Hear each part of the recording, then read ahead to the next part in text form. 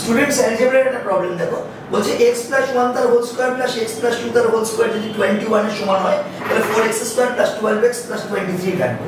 আচ্ছা এটাকে হোল স্কয়ারে ভাঙলে কি হয়? একটা x² হয়, একটা 2x হয় আর একটা 1 হয়।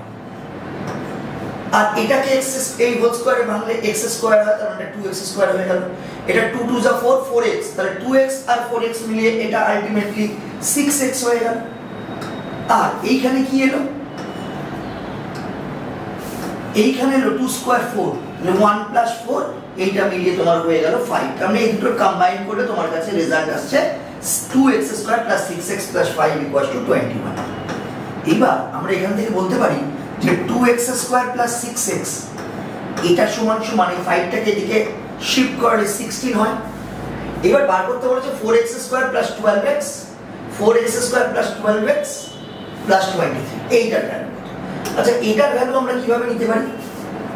এইটা যদি আমি ডাবল করে দিই তাহলে তো 4x² + 12x চলে আসছে। তাহলে এটা ডাবল করব মানে এদিকেরটাও ডাবল করব মানে 32, অর্থাৎ এইটুকু ক্যালকুলেশন এসে গেল আমার 32, আর এইখানে আমার ছিল 23, 32 + 23 দ্যাট ইজ 55, অর্থাৎ ওই এক্সপ্রেশনটার ভ্যালু হবে 55। Option D is the correct one. Thank you.